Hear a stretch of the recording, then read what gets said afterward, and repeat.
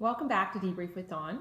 So last week we dug into our weaknesses and we talked about the different categories of weaknesses. And this week I want to talk about something that's a type of weakness that we don't usually think about. And these are what I call our blind spots.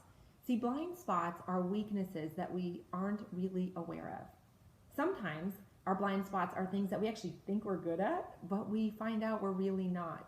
So what's the best way to discover what your blind spots are, and why do we need to know what they are?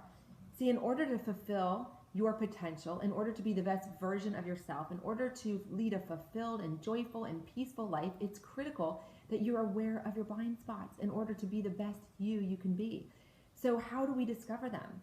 Well, I would encourage you to ask the hard questions of the people closest to you, your family members, your spouse, the people you work with, and ask them, what do you think my greatest weaknesses are? In fact, I want to take it a step further and ask you, what are my blind spots? Like, what are some weaknesses that you think I might not even be aware of? And just give them the permission to speak into your life that way.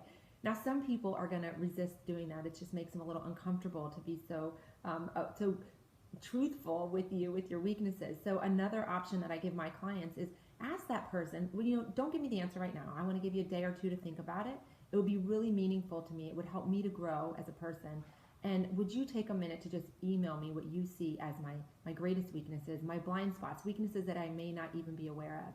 And then I'd encourage you as the recipient to take some time to reflect on them, to do your best not to be defensive, and then to create a plan to begin to work on your blind spots. Move them into the category of your weakness, and then begin to work on them so that you can truly be the very best version of you. I'll see you next week on Debrief with Dawn.